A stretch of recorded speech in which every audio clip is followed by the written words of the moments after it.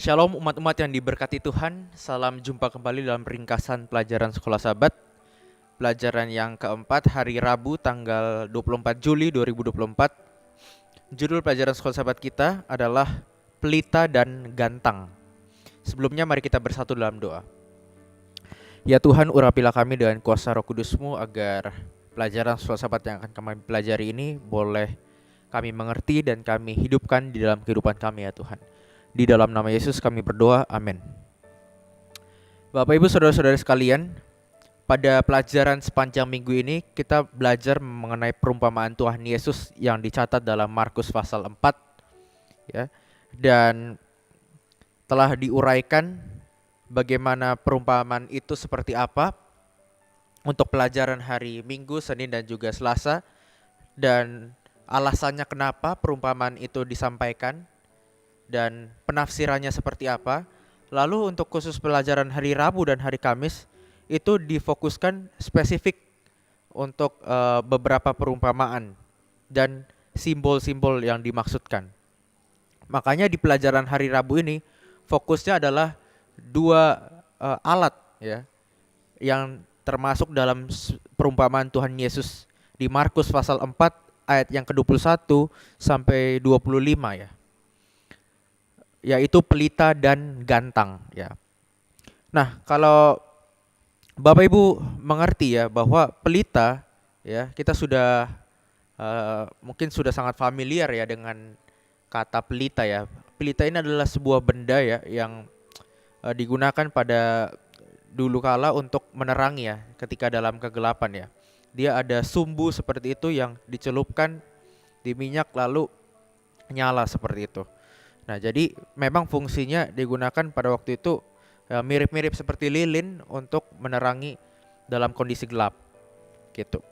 Nah, bergantung dengan kondisi rumah seperti apa gitu ya.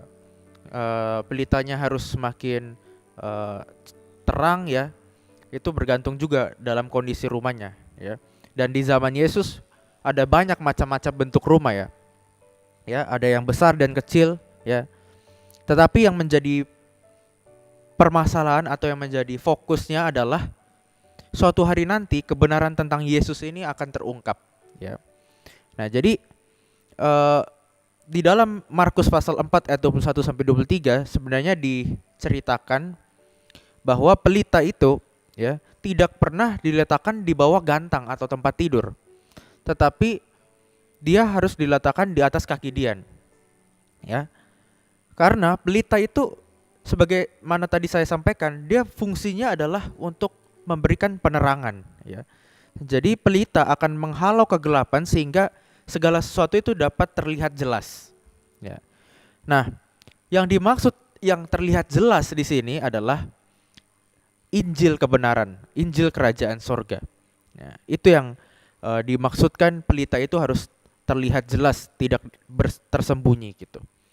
Injil yang mau disampaikan oleh Tuhan Yesus Kristus ketika dia datang ke dunia ini. Nah, itu yang disebutkan dengan pelita. Bagaimana dengan gantang?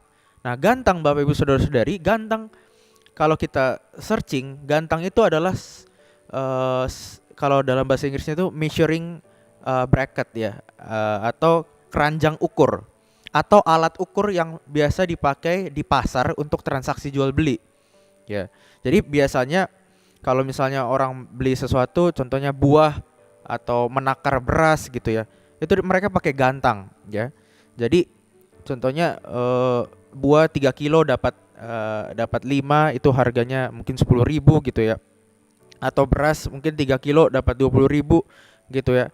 Itu biasanya para penjual mereka menambahkan sedikit ya kepada para pembeli supaya pembeli itu semakin percaya bahwa oh yang ditakar ini sesuai gitu sama apa yang dia minta. Ya kalau 3 kilo ya dia tambahin sedikit ya dengan harga yang sebegitunya. 3 kilo ya mungkin 20.000 ya saya anggap ya, 3 kilo 20.000 ya ditambah sedikit ya tetap 20.000 gitu supaya menambah kepercayaan lah kepada para pembeli gitu. Jadi penjual itu ingin menunjukkan kebaikan hati dan kejujuran ya sang penjual kepada sang pembeli.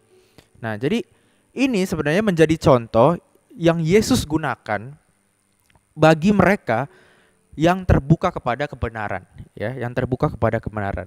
Jadi jika seseorang yang terus terang dan mengikuti terang kebenaran itu, ya, dia akan mendapatkan lebih banyak lagi, seperti pembeli ini, ya ketika dia percaya, maka penjual itu akan menambahkan lebih banyak atau lebih banyak sedikit lagi gitu.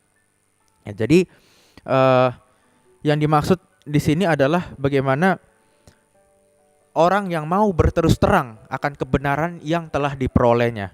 Ya, tetapi jika orang itu menolak terang yang diberikan kepadanya, maka apapun akan diambil daripadanya, bahkan milik sebelumnya akan diambil, ya. Makanya di Markus pasal 4 ayat yang ke-24 sampai 25, ya, khususnya diambil di ayat yang terakhir, ukuran apa yang seseorang gunakan kepada orang lain, ukuran yang sama akan digunakan terhadap orang tersebut, ya. Jadi ini pelajaran yang baik sekali Bapak Ibu, bagaimana Yesus sudah memberikan terang, ya, dan sudah menjadi terang untuk hidup kita, sehingga kita sudah mendengar berita keselamatan yang seharusnya tidak disembunyikan, ya. Dan berita baik itu harus dinyatakan. Kebenaran yang sudah kita terima itu tidak boleh disembunyikan, tapi harus kita nyatakan, karena itu sebagai identitas kita sebagai orang Kristen. Biarlah ini menjadi perenungan dan juga kekuatan buat kehidupan kita. Tuhan Yesus memberkati.